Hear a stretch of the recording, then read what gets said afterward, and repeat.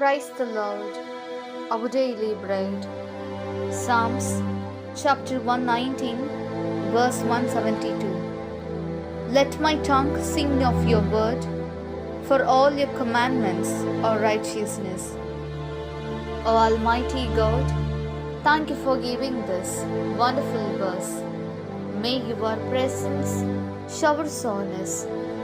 O Lord, the promises and commands you have given cannot be given by anyone else in the world, because they are based on the principles of justice, honesty, mercy, wisdom, respect, humility, and patience. Thank you, Lord, for giving them. So, bless us all our lives, not to forget them, to live according to them, not to get caught up in worldly illusions, but to live as a people who walk by your hand. We ask this in the name of Jesus Christ. Amen. அன்றாட உணவு. திருப்பாடல்கள் அதிகாரம் 119, இறை வார்த்தை 172. உம் வாக்கை குறித்து என் நா பாடுவதாக, ஏனெனில் உம் கட்டளைகள் எல்லாம் நீதியானவை. அன்பின் தகப்பனே, இன்றைய நாளிலே இந்த இறை மன்னாவை கொடுத்ததற்காக நன்றி ஆண்டவரே.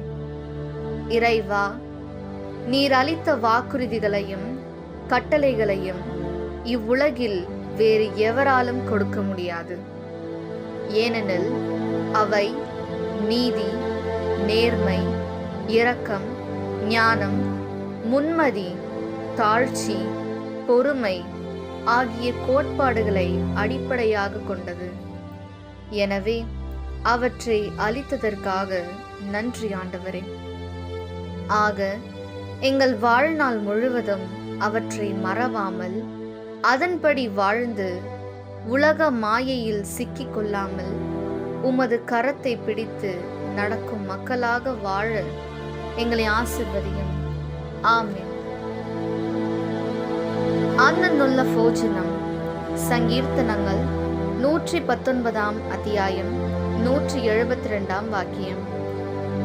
എൻ്റെ നാവ് അങ്ങയുടെ വചനം പ്രകീർത്തിക്കും, എന്നാൽ അങ്ങയുടെ പ്രമാണങ്ങൾ നീതിയുക്തമാണ്. ദൈവമേ, ഈ ലോകത്ത് ഏത് വ്യക്തിക്കും കൊടുക്കാൻ പറ്റാത്തതാണ് അങ്ങയുടെ വാഗ്ദാനങ്ങളും കൽപ്പനകളും. അങ്ങയുടെ കൽപ്പനകൾ ശാശ്വതവും അങ്ങയുടെ പ്രമാണങ്ങൾ നീതിയുക്തവുമാണ്. ഞങ്ങൾക്ക് തന്നതിനെയോർത്ത് നന്ദി പറയുന്നു. ദൈവമേ, ജീവിതകാലം മുഴുവൻ അങ്ങയുടെ കൽപ്പനകളെയും പ്രമാണങ്ങളെയും മറന്നു പോകാതെ ജീവിക്കുവാനും ലോഹമോഹങ്ങളിൽ പോകാതെ അങ്ങയുടെ കരം പിടിച്ച് നടക്കുന്ന ജനമായി ജീവിക്കുവാൻ ഞങ്ങളെ അനുഗ്രഹിക്കണമേ. ആമേൻ.